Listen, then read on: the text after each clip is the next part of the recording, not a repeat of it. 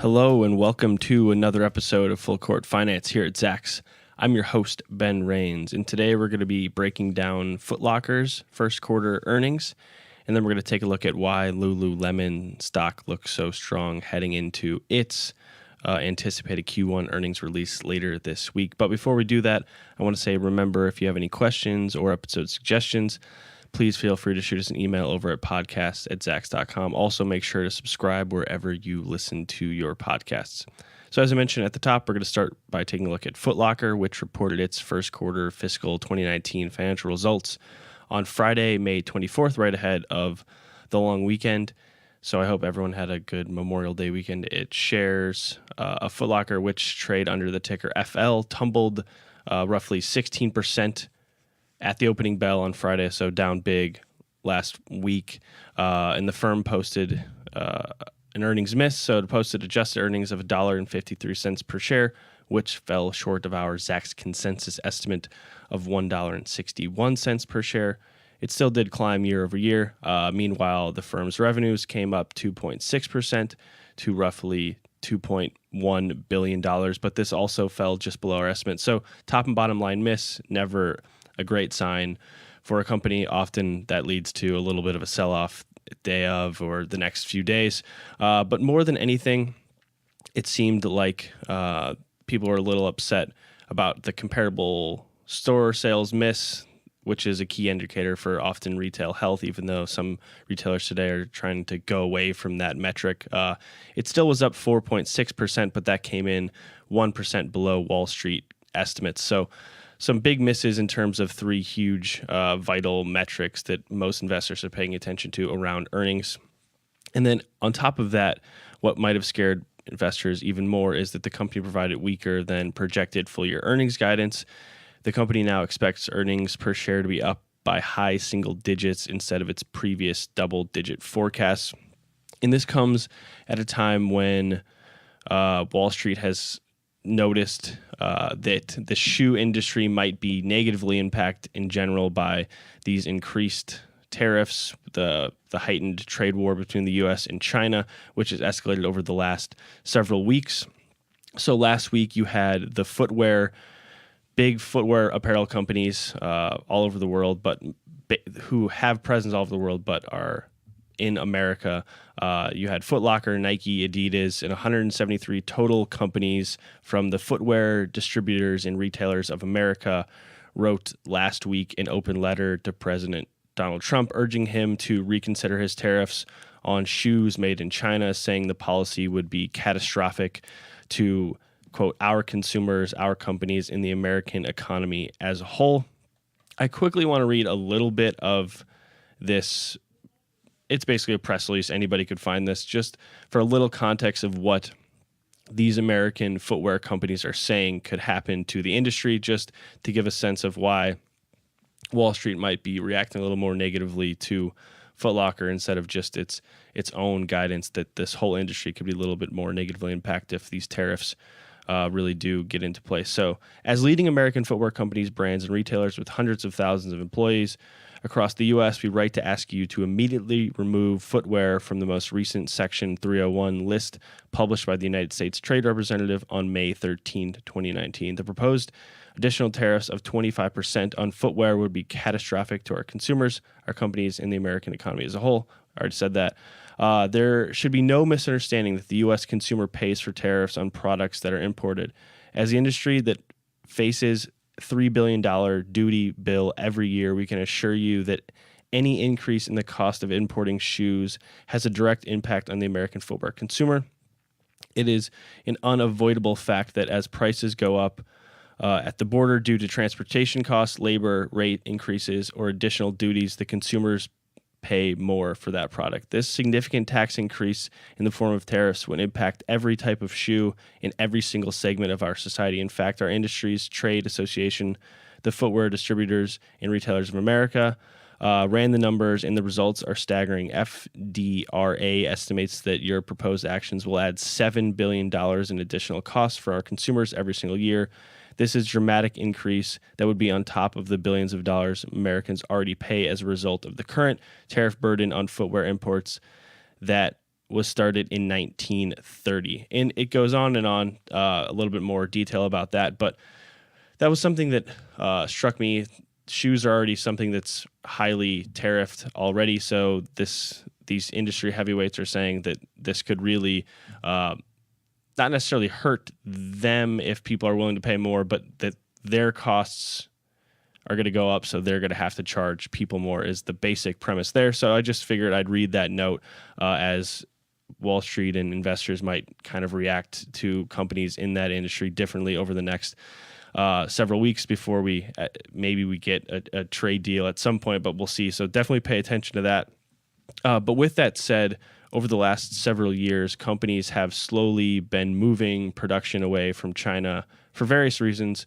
Some of that is due to higher wages in China as they broaden their middle class, trade policies that we've talked about, and then some are just trying to make more goods in their home market. For example, Adidas made 42% of its footwear in Vietnam last year and 28% in Indonesia, with China at roughly 18%. So China under 20%, where you have Vietnam and Indonesia being a way bigger source for making shoes for Adidas over the last year. It's also worth noting that China itself has become a booming market for sneakers from the likes of Adidas and Adidas, from Nike and Adidas and Puma, and companies like that. So those won't be tariffed if they're making the shoes in China and then selling them to people in China. So that's always a good sign for these businesses. Speaking of companies that are trying to grow in China, that's Lululemon, but we'll get into their expansion plans a little bit later. I want to round out quickly just talking a little bit about Footlocker and what their plans are for the future to kind of help them grow in this more modern retail age, where they have been a company that's been in malls. They have roughly 3,200 stores across 27 countries in North America, Europe, Asia, Australia, New Zealand. But as the likes of Nike and Adidas and all of these other brands go towards their own direct-to-consumer businesses, e-commerce, Footlocker's had to make some changes. So they've invested in some companies over the last year and a half. One of these is the GOAT Group, which we've talked about in this program, but I quickly want to remind anyone who hasn't heard this before that in February, the company Footlocker announced a $100 million minority investment in this GOAT Group company, which is, in a sense, in a marketplace for sneakers. They sell it's eBay for high-end sneakers, Jordans, stuff like that. This market's really growing, especially in the U.S. and China and in places in Europe. So that's an investment they've made to try to get towards this core consumer who's willing to spend sometimes upwards of $500 on shoes. That's a business they see growing. They've also invested in some other kids-focused brands and women's luxury brands. So that's what Footlocker's trying to do to expand going forward as malls continue to suffer and the American consumer just kind of changes its scope and where they're shopping. And just to frame the frame of reference for investors who might be considering what's going on with Footlocker at the moment, as I mentioned, stock was down huge last Friday, down 70%. So if you're looking at their chart, that even in a one-day movement, 17% is huge. So it's down big this year because of that. So the stock is still down now 19% over the last 3 years. That's compared to its industry's average 56% climb over that period.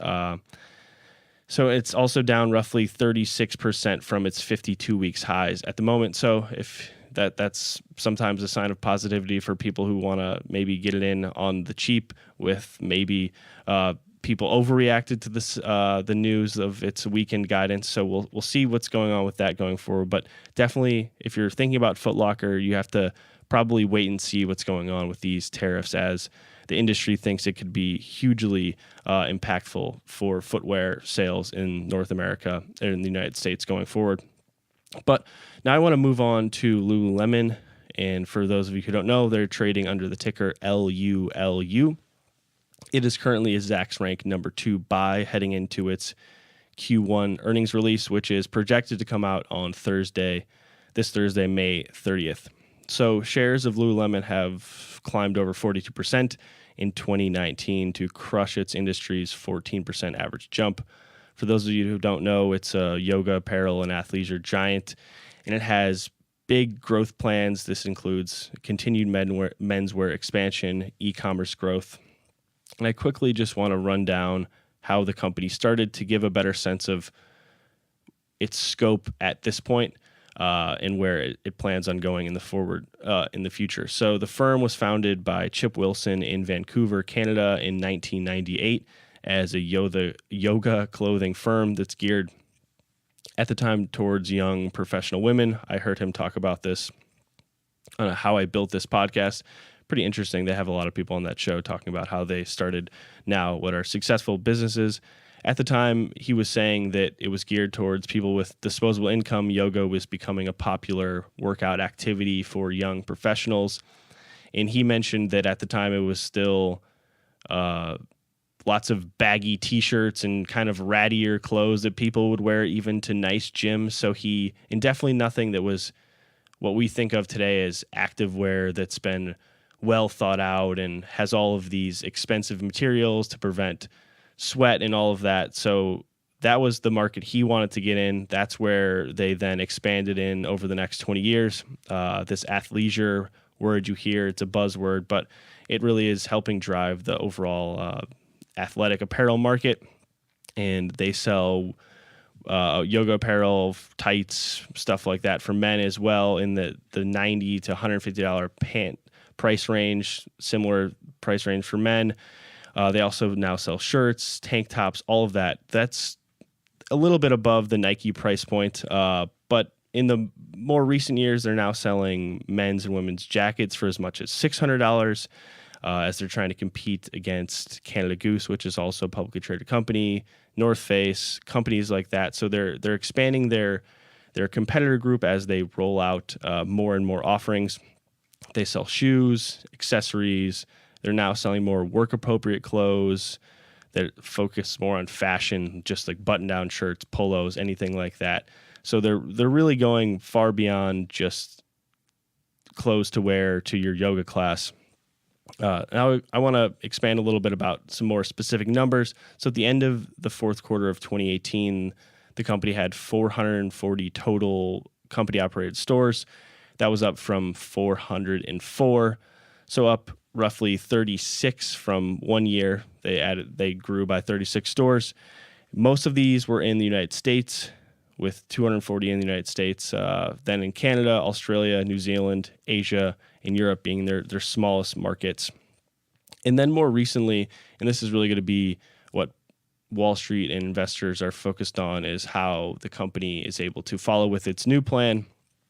In late April, they rolled out their what they call the Power of Three plan for growth going forward. So I quickly want to just run down what the company hopes to do going forward, as this is their plan in three categories. It's product innovation, omni guest experience, and market expansion. So for product innovation, the first thing they want to do is they expect to more than double the size of their men's revenues by 2023.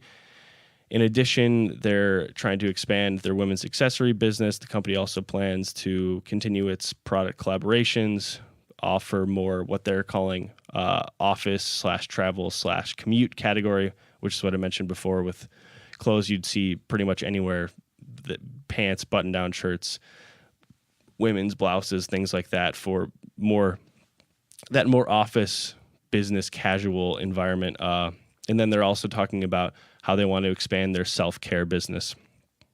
And then in terms of their omni-channel guest experiences, the company expects to more than double its digital revenues by 2023. So it sounds big, but when their digital business is smaller to begin with, it's not as overwhelming.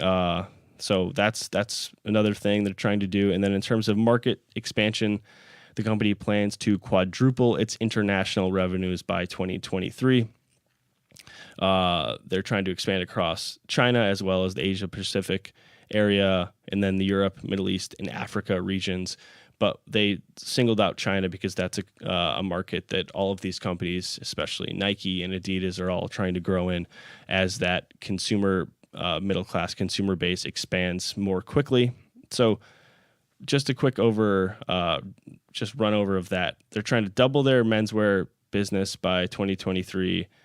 They're trying to double their digital revenues by 2023 and quadruple their international revenues by 2023. So that's going to be the standard they're held to. So that's what investors need to consider looking forward. Is on any earnings call, just you need to hear what they're saying in terms of, are they meeting these goals about expanding internationally, growing their digital business and their menswear business. So now I quickly want to look at their outlook for Q1. They're coming off of a fourth quarter that saw their revenues jump 26%, which came on top of Q4 2017's 17% expansion. So big expansion last year's fourth quarter, which includes the holiday shopping period, which is always a good thing. So with this in mind, our current Zacks consensus estimates are calling for the company's first quarter revenues to jump 16.5% to just around $757 million. And then for the full year, our estimates are projecting their revenues will climb roughly 14.4% to $3.76 billion. So slower top line growth than last year, but that's kind of the story. As companies expand, the top line growth gets harder and harder to achieve. So, and then in terms of even farther down the line, Lululemon executives for the last couple of years had set a goal of reaching $4 billion in revenue by 2020. And our estimates at the moment now show them easily achieving that, with our current fiscal 2020 revenue estimates expected to jump around 15% above our current year estimates to reach $4.3 billion. So that's a good sign that they're able to meet these goals they launched a few years back. Then in terms of their bottom line, Lululemon is projected to see its adjusted first quarter earnings climb roughly 29% to 71 cents per share. And then peeking ahead to the full year, our estimates are calling for its earnings to jump roughly 22%. So some solid bottom line growth as well anticipated. And then in terms of why it's a Zacks rank number 2 buy at the moment, it's because it's seen a lot of longer term positive earning estimate revision activity. So this is for fiscal 2019, so the current year, and then fiscal 2020, they've seen a lot of positive revisions at the moment. So out of the 14 analysts that put in an estimate for 2020, we had 9 upward revisions against 0 downward revisions for 2020. And then we had 15 analysts put in estimates for the current year, and we had 15 upward revisions in terms of fiscal 2019. And then we should also note that Lululemon has topped our quarterly earning estimates by an average of 20% in the trailing 4 periods. So it's been a solid beat on the bottom line. And then rounding up, I quickly just want to talk a little bit more about some of the company's fundamentals to give people a sense of where the stock is at the moment. So the company also sports A grades for growth and momentum in our style score system. And it is worth noting that Lulu trades at 6.8 times sales at the moment, which is well above its industry's 0.73 price to sales ratio. But Lululemon has greatly outpaced its industry's average in terms of positive stock price movement over the last several years, as we've already touched on. And then in terms of earnings, the firm is trading at 34.7 times forward 12-month Zacks consensus EPS estimates, which we should also note that it has traded as high as 44 times over the last 5 years. So it's well below that.